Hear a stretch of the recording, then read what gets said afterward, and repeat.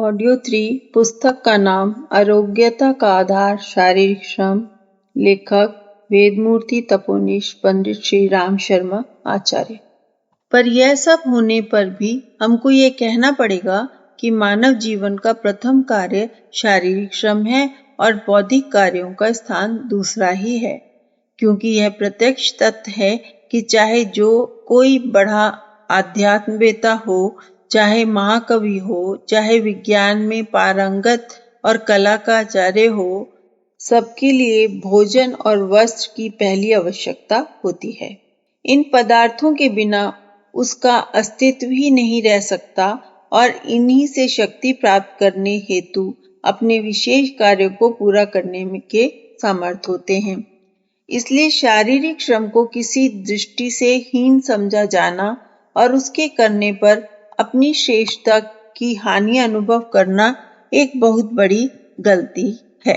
ऐसे विचार रखने वालों के लिए हमें यही कहना पड़ेगा कि अभी उन्होंने जीवन दर्शन को कुछ भी नहीं समझा और विज्ञान और कला विषयक विचार भी थोते हैं। बौद्धिक कार्य करना बहुत अच्छा है और प्रत्येक मनुष्य को अपने भीतर परिस्थितियों के अनुसार बौद्धिक क्षमता भी अवश्य उत्पन्न करनी चाहिए, पर उसके लिए शारीरिक श्रम की सर्वथा उपेक्षा करना या उसे आवश्यक बदलाकर भी नहीं करना किसी प्रकार का न्याय संगत और बुद्धिमता का लक्षण नहीं है। शारीरिक श्रम द्वारा शरीर के अंग प्रत्यंगों का ठीक विकास किए बिना हमारे जीवन एकांगी अपूर्ण रह जाएगा और मानसिक तथा बौद्धिक क्षेत्र में भी हम यथेष प्रगति न कर सकेंगे। विभिन्न मानवीय शक्तियों को पृथक पृथक समझना यही दृष्टिकोण नहीं है। जिस प्रकार शरीर के विभिन्न अंग अपना काम अलग अलग करते दिखाई देते पर भी समझ शरीर के पोषण में ही सहयोग देते हैं, उसी प्रकार जब हम अपनी शारीरिक, मानसिक, बौद्धिक व आत्मिक सभी शक्तियों से उचित काम लेंगे और उनका ठीक ढंग से समन्वय करेंगे, तभी जीवन उद्देश्य में सफल हो सकेंगे। धन का अनुचित महत्व। बहुत से लोग ऐसा भी सोचते हैं कि जब हम बौद्धिक कार्य में अधिक धन कमा सकते हैं, तब अपना समय खेती, बागवानी या ऐसे ही अन्य कामों में क्यों खर्च करें, जिससे आय बहुत कम होती है। ये लोग निश्चय ही बड़े अदूरदर्शी और संसार की वास्तविकता से दूर होते हैं। वे केवल इतनी ही बुद्धि रखते हैं कि वर्तमान समय में संसार के सब काम रुपए से पूरे हो जाते हैं। सब प्रकार के सुख साधन धन के ही अधीन हैं। इसलिए जिस तरह अधिक रुपया मिले वही काम करना चाहिए। उनकी निगाह में आपके स्वाभाविक, अस्वाभाविक, ईश्वर प्रदत्त होने के बातें सनकी लोगों की चलाई हैं। पर ऐसे लोगों को यह नहीं मालूम कि रुपया और धन एक सामाजिक उपकरण मात्र है। सदा न रुपये का महत्व रहा है और न अंत काल तक रहेगा। शारीरिक स्वास्थ्य और शक्ति के स्थान सदैव धन से ऊपर हैं। एक विद्वान की इस उक्ति में कुछ भी संदेह नहीं है कि अगर आप रुपया चला गया तो कुछ नहीं गया, अगर स्वास्थ्य चला गया तो कुछ गया और अगर चरित्र चला गया तो सब कुछ समाप्त हो गया। धन की असारता के उदाहरण पग पग पर मिलते हैं। हम संसार के ऐसे करोड़पतियों के वर्णन पढ़ते हैं जिनके पास अनगणित क्षमता होने पर भी जो स्वास्थ्य के खराब हो जाने के कारण एक रोटी खाने के लिए भी तरसा करते हैं। हमको यूरोप के ऐसे करोड़पति का किस्सा मालूम है जिसने दुष्चरित्रता के कारण होटल में पिस्तौल मारकर आत्महत्या कर ली थी। हमने प्रत्यक्षदर्शियों से सन 1942 में वर्मा पर जापानी हमले होने के समय की घटनाएं भी सुनी हैं, जब वहां से हजारों भारतवासी अपने प्राण बचाकर भागे थे। इनमें कितनों के पास काफी धन संपत्ति थी, पर उस समय युद्ध के कारण चारों तरफ अव्यवस्था फैल जाने के कारण उनको स्थल मार्ग से भागना पड़ा, जो 80 मील तक पूर्णतः सुनसान, पथरीला तथा जनशून्य था। उसमें ना कुछ खाने को था, ना कुछ पानी ही मिलता था। वहां होकर आने वाले भुक्तभोगी बतलाते हैं कि उन्होंने रास्ते में ऐसे व्यक्तियों को पड़े देखा जिनकी जेबों में 10,000 रुपए के नोट रखे थे, पर वे पानी के बिना तड़प तड़प कर मर गए थे। उस समय वे एक गिलास पानी के लिए 1,000 रुपया तक देने को तैयार थे, पर उनको पानी न मिल सका और उनका रुपया पड़ा ही रह गया। धन उपयोगी अवश्य है और उसके द्वारा अपनी और दूसरों की भलाई के बहुत से काम किए जा सकते हैं, पर उसको सर्वोपरि महत्व देना मूर्खता का प्रमाण है। स्वास्थ्य की परवाह न करके धन के पीछे पड़े रहना कभी सुख सौभाग्य का कारण नहीं हो सकता। जीवन की सफलता का आधार उपयोगी, कार्यक्षम, स्वावलंबी जिंदगी व्यतीत करना है। केवल धन के पीछे पड़े रहकर दीन दुनिया को भूल जाना किसी प्रकार उचित या समझदारी की बात नहीं कही जा सकती। श्रेष्ठता का झूठा भ्रम। बहुत से लोग बौद्धिक व शारीरिक श्रम का संबंध प्रतिष्ठता और श्रेष्ठता से करते हैं। वे अपने मन में कुछ ऐसा समझते हैं कि शारीरिक श्रम करना, खेती, दस्तकारी, कारीगरी आदि कार्य अपेक्षाकृत छोटे लोगों के लायक होते हैं और जो दफ्तर में कुर्सी पर बैठकर काम करते हैं, 10-20 आदमियों पर हुक्म चलाते हैं, वे बड़े आदमी हैं। इस श्रेष्ठता के भूख ने अनेक लोगों के दिमाग में ऐसा घर कर लिया है कि वे सब तरह की कठिनाई सह लेते हैं, पर शारीरिक श्रम करने के लिए तैयार नहीं होते। हमारे देश के शिक्षित नवयुवकों में ऐसे नमूने लाखों की संख्या में मिल सकते हैं। ये लोग 100-150 रुपए की सरकारी या दफ्तरों की नौकरी के लिए बरसों तक सड़क की खाक छानते फिरते हैं।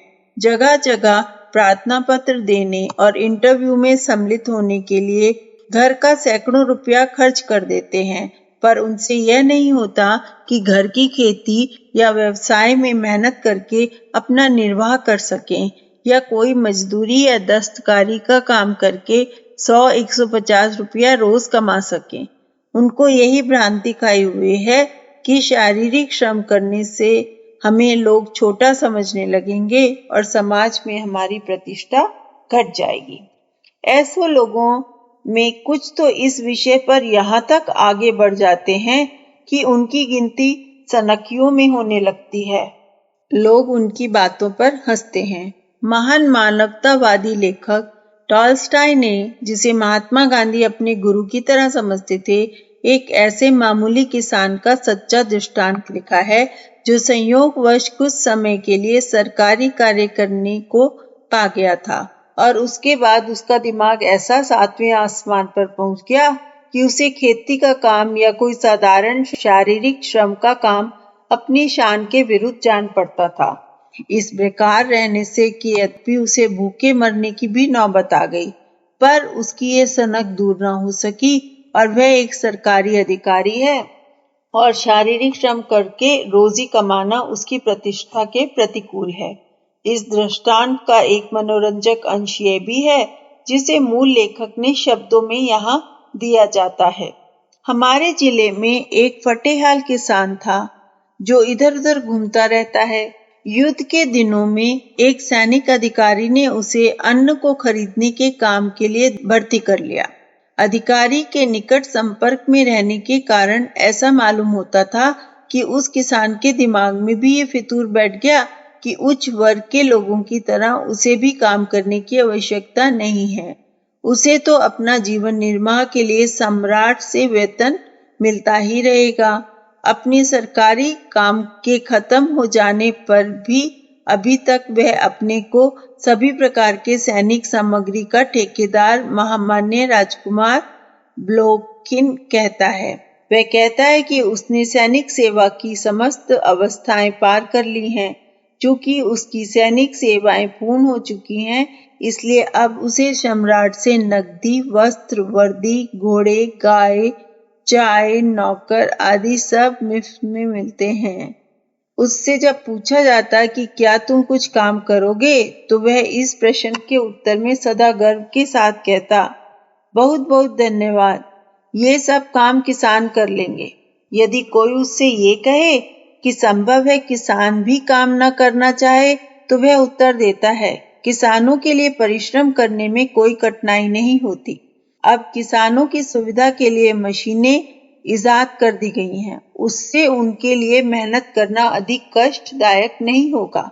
जब उससे कोई पूछता कि तुम किस लिए हो, तो वह उत्तर देता कि समय काटने के लिए। यद्यपि इस व्यक्ति की गिनती सनकी या सीढ़ी आदमियों में होने लगी थी, पर सच पूछा जाए तो हमारे यहाँ के समस्त अमीर, रईस और राजा नामधारी इसी श्रेणी में हैं। बाप दादों की या किसी संबंधी की संपत्ति पा जाने के कारण यद्यपि उनको कष्ट उठाना नहीं पड़ता और उनकी अच्छी बुरी सभी इच्छाएं पूरी हो जाती हैं, पर उनका जीवन और उसके विचार से अपने मुंह से आप ही राजकुमार बलौखिन बनने वाले व्यक्ति से ज्यादा भिन्न नहीं होते। वे अपने हाथ से कुछ भी काम करना अपनी शान के खिलाफ समझते हैं। सामने ही स्टूल पर पानी की सुराही और गिलास रखा रहता है, तो भी प्यास लगने पर किसी नौकर को बुलाकर ही पानी मांगकर पिएंगे। वे अपने कपड़े, जूते आदि भी स्वयं पहन और उतार नहीं सकते। ये काम भी नौकर ही करता है। इस प्रकार से वे अपने को ऐसा अपाहिज बना लेते हैं जिसको देखकर हंसी या तरस ही आता है। श्रम का कल्याणकारी सिद्धांत।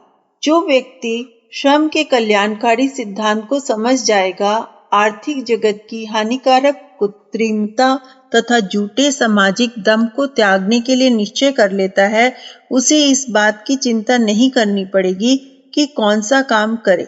या कहना तो एक प्रकार की मूर्खता और कुतर्क होगा कि इस सिद्धांत के अनुसार प्रत्येक मनुष्य को अपने जीवन निर्वाह के लिए आवश्यक सब प्रकार की सामग्री स्वयं पैदा करनी चाहिए या बनानी चाहिए। अर्थात किसान, जुलाहा, मोर्चा, राज, बढ़ई, लुहार आदि सबका काम वह स्वयं ही करे। इस प्रकार की कार्यप्रणाली तो हमें उसी हालत में पहुंचा देगी जिसमें हम कुछ हजार वर्ष पहले रहते थे और जिसका कोई अर्ध सभ्य अवस्था कहा जाता है। श्रम का कल्याणकारी रूप यह है कि हम उसका आधार सामाजिक सहयोग को समझें, ना कि एक वर्ग की दूसरे के ऊपर विशेषता और श्रेष्ठता को। इस प्रकार का विभाजन विशेष सुविधा प्राप्त लोगों में यह भावना पैदा करता है कि हम अपने ही सुख के लिए खाते और सोते तथा अन्य कार्य करते हैं और हमारा स्वार्थ अन्य बहुसंख्यक लोगों से भिन्न है। इसकी बजाय हमको परिश्रमी लोगों की यह मनोवृत्ति अपनानी चाहिए कि हमारा शरीर एक यंत्र की तरह है जिसे चलाने के लिए भोजन की आवश्यकता होती है और इसलिए काम ना करना और केवल खाते जाना एक लज्जाजनक तथा अपने तथा दूसरों सबके लिए हानिकारक है। जिस प्रकार एक अग्निकांड उपयोगी वस्तुओं को भस्म कर देता है पर बताता कुछ भी नहीं है, उसी प्रकार व्यक्ति केवल खाता है और कोई काम नहीं करता, वह समाज के लिए एक अभिशाप, एक असह्य भार ही समझा जाना चाहिए।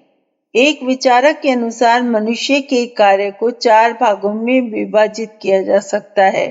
पहला, मांसपेशियों का कार्य अर्थात हाथ, पैर, कंधों तथा पीठ का कार्य जो गाढ़े पसीने का होता है और जिससे अन्न, पशु, घर, जलाशय आदि की प्राप्ति होती है। दूसरा, उंगलियों और कलाइयों का कार्य अर्थात शिल्प कार्य जिससे कपड़े, जूते, बर्तन आदि दस्तकारी और कारीगरी की चीजें तैयार होती हैं।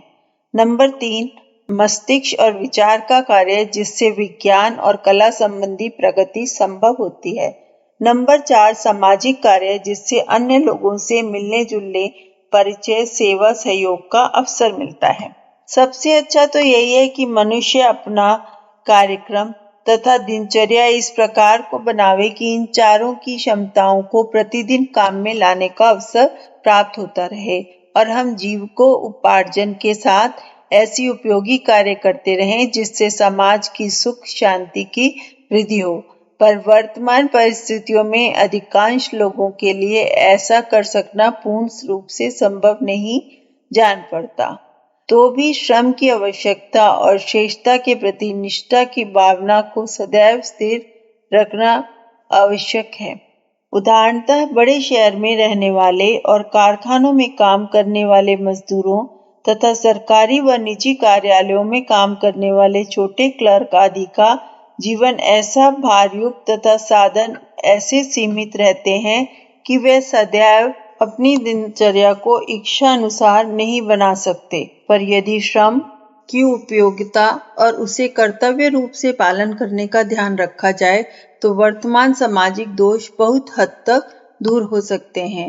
इस समय जो प्रत्येक आदमी कार्य की उपयोगिता के बजाय अधिक से अधिक धन प्राप्त करने का लक्ष्य रखता है और उसी प्रकार का कार्य चुनता है, चाहे उससे समाज की कैसी भी हानि या बर्बादी ही क्यों न होती हो, यदि इसके बजाय हम इस मनोवृत्ति से कार्य करें कि हमारा कार्य समाज के संचालन, सुव्यवस्था, सेवा, सहयोग, उपयोग का एक अंश है, इससे हमको भी एक सामाजिक सदस्य के नाते जीवन निर्वाह के साधन प्राप्त होंगे, तो सब व्यवस्था अपने आप जम सकती है और हम प्रत्येक परिस्थिति में चारों प्रकार की क्षमताओं का सदुपयोग समाज के हितार्थ कर सकते हैं।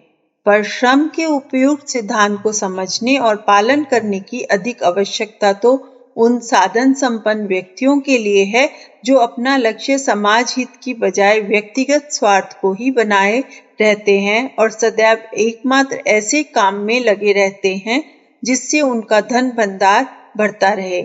ऐसे लोग प्राय शारीरिक श्रम से दूर रहते हैं और यदि मनोरंजन, खेलकूद, व्यायाम के रूप में कुछ करते भी हैं तो उसे उपयोगी श्रम नहीं कहा जा सकता।